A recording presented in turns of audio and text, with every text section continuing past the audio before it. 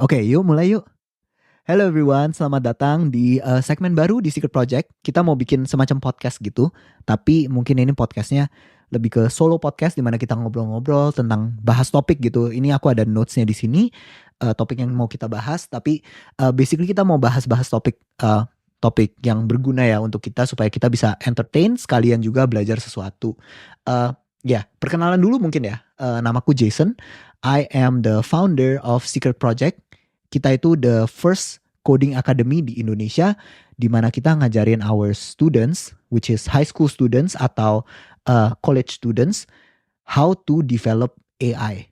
Karena mungkin aku lulusan luar negeri, jadi aku udah hands on gitu ya dengan perkembangan teknologi di sini, terutama di AI.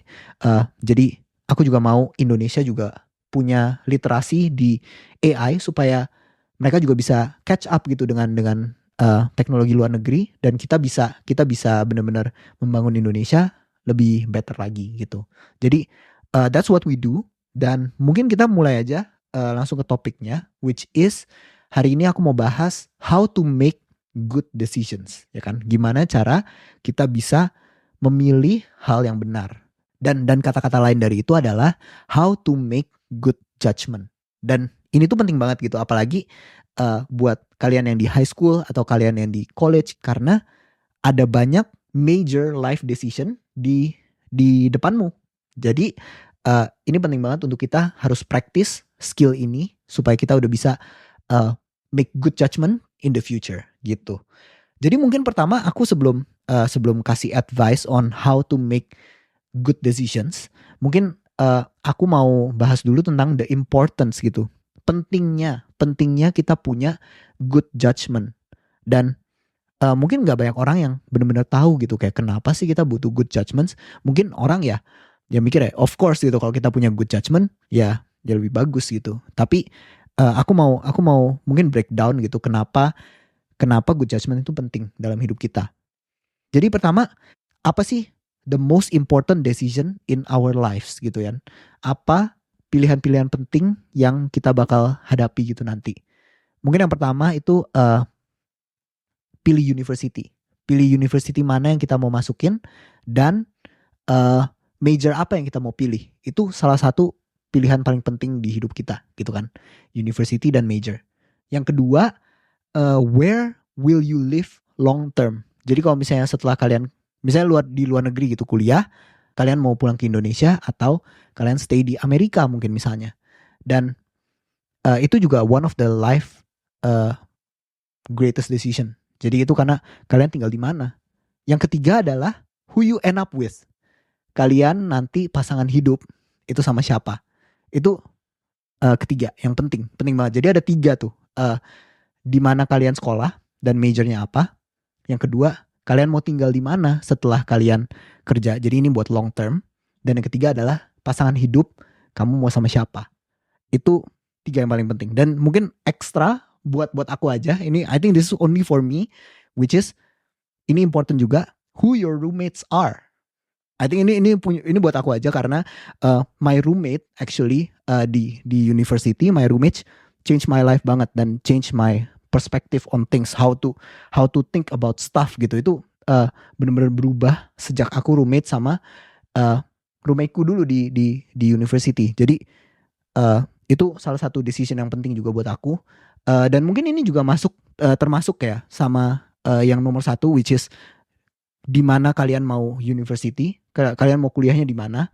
Itu juga ya termasuk lah. Jadi kalian mau kuliahnya di mana, pilih major apa, dan mau tinggal sama siapa gitu, roommates-nya siapa. Itu penting banget. Dan buat kalian yang di high school atau yang di college gitu, mungkin ini tuh udah hampir. Kalian yang high school misalnya SMA 3, bentar lagi kan kalian kuliah. Dan ini kalian akan menghadapi major life decision nih bentar lagi. Jadi it's so important, penting banget untuk get this right dan as early as possible. Nah, tapi sebenarnya banyak orang yang we have to make good judgment gitu kan. Cuma banyak orang tuh nggak tahu kayaknya ya, nggak tahu gimana caranya supaya apa yang kita pilih itu benar gitu. Dan mungkin beberapa advice di sini tuh lumayan counterintuitif juga ya. Berarti counterintuitif tuh melawan intuisi kita. Jadi mungkin intuisi kita bilang kayak, oh ya of course kita harus lakuin A, tapi sebenarnya the right advice is B gitu, the exact opposite. Jadi ini juga penting buat kita tahu gitu. Kadang orang malah melakukan yang sebaliknya, di mana jadinya bad judgment, jadinya mereka gagal gitu. Dan aku nggak mau gitu, maksudnya aku nggak mau kalian yang denger ini juga make bad decisions gitu kan. Dan sebenarnya making decisions itu nggak perlu perfect ya. Maksudnya aku juga nggak mau kayak, oh kalian habis denger ini kalian maunya jadi kayak aku nggak boleh salah nih, aku nggak boleh salah pilih atau gimana.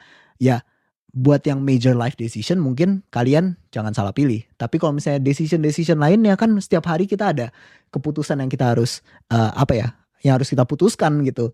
Dan itu emang nggak apa-apa gitu, nggak perlu perfect. Yang kita harus usahakan adalah kita harus usahakan supaya kita 10% lah, 10% lebih benar dari kita yang sebelumnya gitu. Jadi setiap hari kita nambah gitu. Jadi tambah lama kita tambah benar kita bisa makin jago gitu membuat keputusan. Nah, itu yang kita harus usahakan gitu. Bukan menjadi perfect. Oke? Jadi kita langsung masuk aja. Gimana caranya kita bikin the right decision? Nah, jadi banyak orang mikir kita tuh harus pinter. Kita harus pinter buat make the right decision. Kita harus pinter. Mungkin orang-orang tuh kadang-kadang juga suka jealous gitu kan. Karena lu lahir pinter ya of course gitu kan. Lu lahir pinter of course lu lebih sukses gitu. Ya kan lebih gampang make decision gitu, lebih rasional gitu kan. Itu orang-orang yang pinter. Jadi mereka kira kalian tuh harus pinter buat menjadi benar. Tapi sebenarnya kita tuh nggak harus smart gitu ya. Yang orang-orang definisikan sebagai smart itu kita sebenarnya nggak harus untuk kayak ultra smart supaya bisa make good decisions. Yang kita butuh adalah wisdom. Wisdom tuh kebijaksanaan, dan kadang-kadang tuh suka kecampur-campur. Mungkin orang yang mikir kayak, oh kita harus pinter supaya kita bisa make good decisions, itu mungkin mereka referring to yang namanya kebijaksanaan gitu. Jadi wisdom tuh sama smart tuh beda. Wisdom itu definisiku adalah knowing the long term outcome of your action. Jadi kalian bisa tahu kayak hasilnya long term ya, bukan short term. Long term hasilnya tuh bakal kayak gimana. Dan itu adalah kebijaksanaan. Jadi beda sama smart. Kadang-kadang orang yang smart, orang yang pinter, yang orang jenius gitu, mereka kadang-kadang juga nggak bijaksana. Jadi sebenarnya smart itu bukan karakter penentu untuk kita bisa make good decisions. Yang penting adalah kebijaksanaan, wisdom.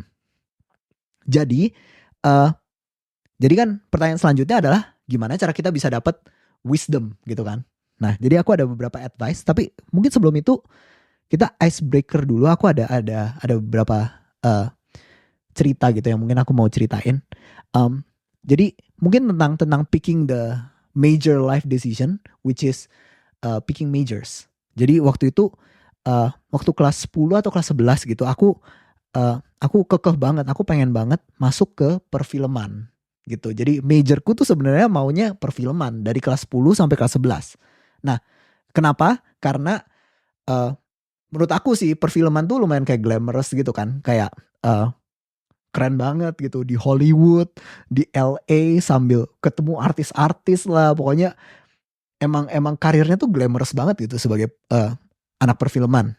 Dan dulu aku juga suka bikin video di YouTube gitu. Aku suka bikin video di YouTube dan lumayan lah gitu. Maksudnya lumayan dapat views-nya lumayan banyak, dan subscribers-nya tuh dulu aku sampai 2000 gitu, which is banyak gitu. Dulu waktu 2013, 2014 itu kayak 2000 tuh lumayan banyak gitu. Sampai aku diundang ke YouTube Rewind Indonesia 2016. Sampai diundang ke kayak YouTube Creator Day, itu lumayan banget kayak ketemu kreator-kreator lainnya gitu. Jadi udah lumayan banyak tuh 2000. Mungkin sekarang kayak 2000 is kayak nothing gitu ya, tapi dulu tuh tergolong banyak. Dan menurut aku sih make sense gitu dari nge-YouTube transisinya ke perfilman gitu kan. Jadi aku pengen banget masuk perfilman, dan dulu aku juga suka nonton film superhero, kayak film Marvel Studios gitu kan, kayak keren banget Iron Man, Captain America. Jadi aku juga pengen jadi kayak sutradara gitu, sutradara film-film kayak Marvel gitu.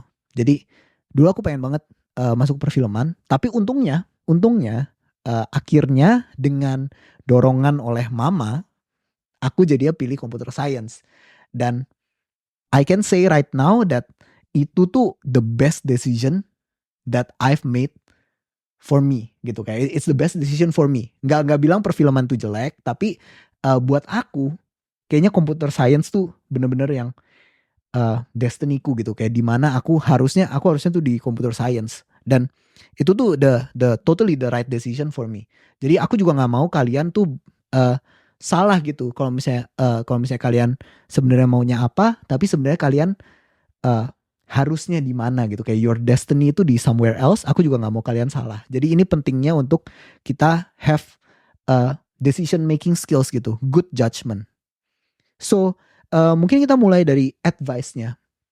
Gimana caranya kita bisa make better decisions. Jadi pertama mungkin ini counterintuitive ya, karena orang-orang mikir gitu, orang-orang selalu mikir hard work itu penting banget. Kita butuh kerja keras untuk sukses gitu kan. Untuk dapetin apapun yang kita mau, untuk berhasil dalam segala apapun, kita butuhnya kerja keras gitu kan. Menurut aku sebenarnya hard work is pretty overrated gitu, kayak terlalu terhype up gitu. Sebenarnya hard work itu bukan the most important thing. Menurut aku the most important thing is direction. Direction tuh lebih penting daripada hard work. Jadi arahan tuh lebih penting dari hard work. Jadi back to cerita yang picking my major. Kalau misalnya aku di perfilman, which is not right for me, jadi arahnya salah. Tapi aku hard work, aku kayak kerja keras dan aku usahain banget. Aku pikir aku nggak bakal kemana-mana, karena directionnya udah salah. Jadi kalau misalnya aku salah arah gitu, misalnya kita salah arah, tapi kita ngegas banget nih, ya nggak bakal kemana-mana, bakal ke arah yang salah gitu kan, karena arahnya salah. Kalau misalnya arah kita benar, tapi dan kita tetap harus hard work, kita harus kerja keras betul. Tapi kalau arah kita udah benar dulu dan kita kerja keras, baru kita bisa mencapai tujuan kita. Dan sama juga ini sama kayak contohnya misalnya pilih pasangan hidup gitu. Kalau kita salah direction, kita pilih pasangan hidup yang salah gitu. Kita pilih pasangan yang salah, seberapapun kita hard work, kita nggak bisa membuat relationshipnya sukses gitu, karena pasangannya sendiri udah salah gitu kan. Jadi yang penting adalah directionnya, arahnya. Dan sekarang pertanyaannya kan gimana caranya kita punya arah yang benar gitu. Gimana cara kita tahu kita tuh menuju arah yang benar gitu kan. Kalau supaya kita bisa tahu arah kita yang benar kemana, kita harus try new things ya kan. Kita harus cobain semua dulu supaya kita tahu di mana yang benar gitu kan. Karena dulu waktu aku maunya perfilman, aku nggak pernah cobain apapun, aku langsung kekeh gitu kan. Perfilman pokoknya aku suka nge-YouTube, ya udah aku masuknya perfilman gitu kan. Tapi aku nggak pernah cobain yang lain-lain. Aku nggak pernah cobain coding before, aku nggak pernah cobain art, aku belum pernah cobain kayak major in physics gitu, aku belum pernah cobain. Jadi kita harus try new things ya kan, supaya kita bisa tahu direction yang mana yang benar sebenarnya buat kamu. Ternyata setelah aku cobain coding for the first time, itu langsung kayak wow, aku mau banget coding dan aku suka banget, aku pengen banget computer science, dan this is the right direction. Ini yang benar gitu. Itu yang penting. Itu pentingnya kita bisa kita try new things supaya kita bisa tahu sebenarnya direction yang mana yang benar gitu. Karena kalau kita cuma ada satu perspektif doang, aku maunya perfilman, dan belum tentu ini yang paling benar gitu kan. Dan setelah kita tahu gitu, setelah kita tahu arah yang benar yang mana, waktu itu aku juga kayak, aku udah tahu nih, setelah aku belajar coding, aku langsung kayak, wow, oke, aku mau coding, aku mau computer science, dan ini yang the right decision for me. Langsung kita gas gitu kan, kita genjot, kita give our 200% ya kan, bukan cuma 100 tapi 200%, kita kasih hard worknya, baru kita bisa sukses. Gitu. Jadi itu yang pertama mungkin advice-nya, which is hard work tuh pretty overrated. Yang lebih penting adalah direction.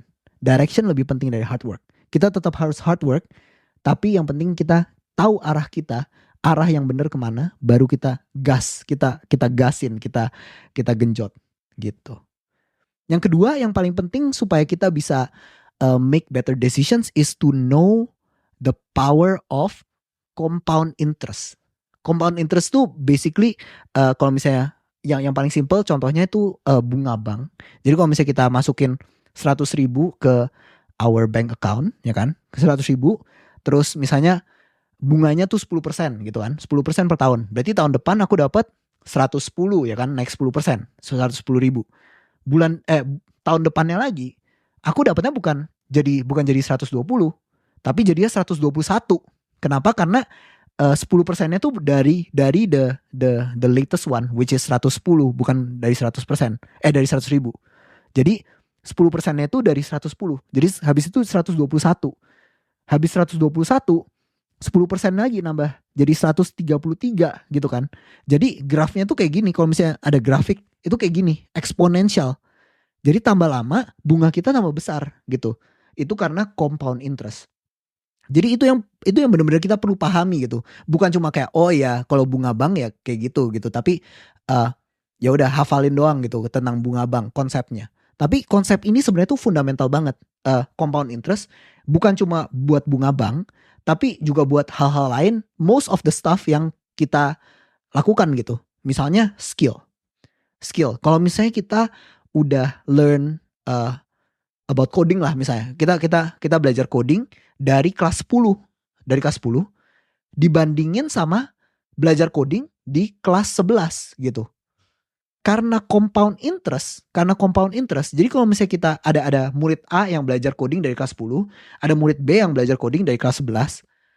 Kalau kita lihat misalnya banyak tahun setelah itu, kayak 5 tahun, 6 tahun kemudian, setelah kuliah selesai deh, udah lulus kuliah, kita bisa lihat grafiknya kan eksponensial nih. Jadinya yang belajar mulai dari kelas 10 itu jauh lebih skillful daripada yang belajar dari kelas 11. Padahal mereka telatnya cuma beda setahun gitu. Tapi karena compound interest, akhirnya bedanya jauh. Karena grafiknya eksponensial. Sama aja kayak kalau kita nabung earlier, kalau misalnya kita belajar skill earlier, itu bakal ikut compound interest. Salah satu contoh dari compound interest bahkan nge-YouTube gitu. Misalnya kita kalau misalnya influencer gitu, kita nge-YouTube, nge-TikTok atau Instagram influencer gitu mungkin, kita bisa lihat ngerasain banget gitu. The first 100 subscriber pertama gitu, kayak 100 pertama itu susah banget kan. Tapi habis dapat 100 subscriber, dari 100 ke 1000, walaupun 0 ke 100 tuh cuma 100 ke 1000 kan 900 gitu bedanya. Nah, tapi lebih cepet gitu, kayak lebih gampang ya daripada dari 0 sampai 100. Terus dari 1000 ke 1 juta gitu, mungkin lebih gampang, kayak tiba-tiba orang rame aja datang gitu mungkin.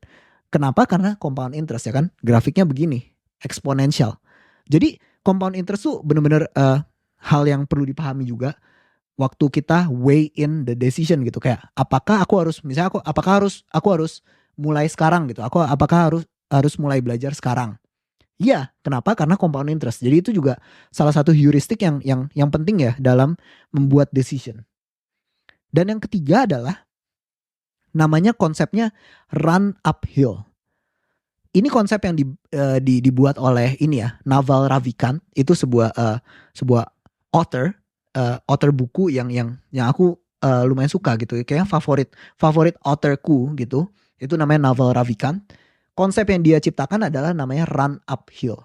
Jadi ini menjawab pertanyaan gimana cara kita pilih gitu antara dua choices. Jadi misalnya ada dua choices yang perbandingannya sama gitu. Jadi aku bingung nih mau pilih A atau B ya. Menurut aku choices ini tuh seimbang gitu, kayak perbandingannya sama. Dan aku harus pilih yang mana gitu kan.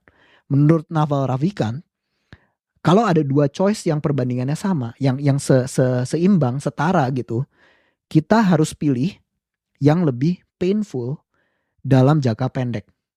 Jadi again, aku ulang, kalau misalnya ada dua pilihan yang seakan-akan sama, seimbang gitu. Jadi aku bingung nih pilih A atau B ya. Pilih yang lebih painful dalam jangka pendek. Jadi misalnya ini example-nya dulu ya. Kenapa kita harus pilih yang lebih painful dari jangka pendek gitu? Yang lebih painful jangka pendeknya. Kenapa? Karena kita memberi bobot atau memberi nilai ke hal-hal yang membuat immediate pain itu lebih besar daripada nilai sebenarnya. Jadi kalau misalnya kita lagi evaluate sebuah decision, immediate pain itu membuat kita jadi kayak memberi nilai besar di immediate pain daripada nilai sesungguhnya. Jadi gampangnya gini deh, gampangnya gini. Kalau misalnya apa ya contohnya? Kalau misalnya kita mau pilih antara dua, pertama adalah belajar, besok ada ulangan, dan yang kedua adalah hangout sama temen gitu kan. Ini obvious kan, obviously kita harus belajar karena besok ulangan gitu. Tapi bayangin ini nggak obvious. Bayangin kalau misalnya kita harus pilih gitu, kayak menurut aku seimbang nih. Aku butuh belajar karena besok ulangan, atau aku hangout sama temen padahal besok ulangan gitu kan. Yang mana? Nah, kalau menurut aku ini seimbang, kalau menurut aku ini setara, dan aku harus pilih yang lebih painful dalam jangka pendeknya, ya kan? Which is belajar, ya kan? Belajar lebih painful dalam jangka pendeknya. Hangout nggak painful dalam jangka pendeknya. Jadi kalau misalnya setara, aku pilih yang lebih painful dalam jangka pendek. Belajar. Kenapa? Jadi let's just ini kasih nomor aja ya biar gampang. Misalnya belajar ada pain scale, ada happy scale, ya kan? Kalau misalnya belajar tuh painnya 8, tinggi gitu, 8 out of 10, 8. Kenapa? Karena painful banget nih buat belajar. Tapi happy-nya 10 gitu. Happy-nya 10 karena aku dapat nilai ujian 100 gitu kan. Jadi aku happy. Jadi pain-nya gede 8, tapi happy-nya 10 gitu kan. Jadi net pain to happiness itu plus 2 ya kan. Karena pain-nya 8, happy-nya 10, jadi nilainya plus 2 gitu anggap aja. Oke, plus 2. Tapi kalau misalnya kalau hangout pain-nya 3 ya kan, kecil. Aku gak pain sama sekali gitu. Tapi mungkin pain-nya mikirin, aduh aku gak belajar nih. Itu pain-nya. Pain-nya 3, kecil. Tapi habis itu happy-nya 5 ya kan. Happy-nya 5 karena aku gak dapet nilai bagus. Jadi ya walaupun aku happy dulu waktu hangout, tapi ya aku gak dapet nilai bagus. Happy-nya 5. Oke. Jadi pain-nya 3, happy-nya 5. Net gain-nya, net happiness to pain levelnya itu plus 2 juga ya kan. Jadi yang pertama plus 2, yang kedua plus 2 juga. Jadi aku harus hangout atau belajar gitu kan. Nah, aku harus pilih belajar. Kenapa? Karena yang tadi di belajar aku rate the pain 8 kan. Kenapa aku rate 8? Karena itu immediate pain. Buat aku subjectively itu painnya 8. Kayak painful banget nih belajar sekarang. Padahal nilai painnya tuh harusnya 6 gitu. Tapi aku rate 8 karena itu aku harus do it now. Aku harus sekarang belajarnya. Jadi aku rate-nya 8. Jadi aku rate lebih tinggi pain-nya daripada yang sebenarnya. Jadi aku harus pilih yang belajar gitu. Ngerti gak sih? Aku gak tahu kalau ini masuk ke benak atau enggak gitu. Tapi that's how I envision it gitu. Aku suka menilai sesuatu pakai numbers supaya objektif gitu mungkin. Supaya kita bisa dihitung gitu yang mana yang decision yang lebih benar. Jadi and this advice run uphill ini dari Naval Ravikant, pilih yang paling painful di depannya dalam jangka pendek. Kita harus pilih yang lebih painful. Kalau misalnya ada 2 choice yang sama perbandingannya. Jadi itu konsep ketiga. Jadi itu 3 advice supaya kita bisa make better decisions. Dan aku mau kasih bonus satu nih. Gimana cara kita bisa belajar untuk membuat keputusan yang lebih baik gitu. Buat aku ini something yang personally aku juga really benefit from, which is from reading. Baca buku, baca. Itu kayaknya salah satu advice yang paling penting. Bukan cuma buat make better decisions, tapi buat getting life skills in general lah. Kayak dapat belajar apapun itu semua dari baca. Dan ya gimana sih caranya kita bisa baca gitu kan? Karena kalau kita lihat di berita, kita lihat di di sekolah-sekolah, mungkin orang-orang udah nggak baca buku lagi sekarang gitu. Dulu aku kan suka baca buku, tapi mungkin orang-orang sekarang gara-gara iPad, gara-gara TV show gitu, jadinya males baca, jadi nggak suka baca gitu. Nah, Menurut aku kalian tuh harus mulai dari baca sesuatu yang kalian suka. Jadi read what you love. Baca yang kalian suka. Apalah gitu, kalau misalnya kalian suka komik ya udah baca komiknya nggak apa-apa gitu. Jadi tapi mulai dari situ dulu. Read what you love until you love to read. Jadi baca yang kamu suka sampai kamu suka membaca. Nah, setelah kamu udah ada that love to read, kamu suka membaca, baru kamu mulai masuk ke bacaan-bacaan lain. Mungkin bacaan-bacaan yang lebih berguna, yang buat yang ada banyak advice gitu. Mungkin tentang science, tentang math, tentang filosofi, baca anything yang non fiction gitu mungkin. Itu setelah kalian udah suka membaca. Dan kalau misalnya kalian mau baca, jangan main angka. Kalau misalnya kalian kayak, oh aku udah baca 20 buku nih gitu. Enggak penting sebenarnya. Enggak penting untuk kita baca banyak. Yang penting adalah kita baca serius. Karena kadang-kadang the better the book, kalau misalnya bukunya bagus banget, kita harus absorbnya kayak slowly gitu loh. Bahkan kalau misalnya kita suka baca, kalau misalnya buku yang kita baca tuh sedikit, itu bahkan berarti menandakan bahwa buku ini tuh bagus banget gitu, karena kita benar-benar absorb slowly gitu. Jadi nggak usah main angka lah, nggak usah banyak-banyakan, nggak usah cepet-cepetan baca buku, cuma baca. Itu salah satu advice-ku. Dan baca apa gitu kan, baca buku apa yang bagus buat dibelajarin. Menurut aku baca buku yang banyak fundamental advice gitu ya, mungkin yang mengajarkan fundamental konsep di science, di matematika, di filosofi. I think those are great subjects to read. Dan also one more thing is like read old books. Mungkin buku-buku yang udah lama gitu, kayak buku ini apa, How to Win Friends and Influence People. Itu udah lama banget ya, udah by Dale Carnegie, itu udah lama banget, udah di renew terus. Dan berarti buku ini tuh bagus banget. Kenapa? Karena old books itu udah dites by the test of time, ya kan? Kalau misalnya advice dari buku itu masih berlaku sampai sekarang, sama kayak berlaku itu 100 tahun yang lalu, berarti advice-nya tuh fundamental, universal. Berarti it's a good advice gitu. Soalnya kalau misalnya it's only a trendy advice gitu, misalnya ini advice yang sesuai trend, berarti dalam 10 tahun, dalam 20 tahun ini udah irrelevant lagi gitu kan. Udah irrelevant, udah nggak berlaku lagi, pasti bukunya udah di stop, dipublish, udah nggak ada yang beli lagi. Tapi kalau misalnya udah buku lama banget dan masih populer, berarti kayak How to Win Friends and Influence People, itu salah satu buku bagus juga. Berarti itu udah dites by the test of time, dan berarti berlaku gitu advice-nya berlaku sepanjang waktu. Jadi itu sih caranya untuk make better decisions. Ini cuma 4 advice ya, tapi sebenarnya ada banyak banget advice tentang gimana cara kita bisa have better judgment.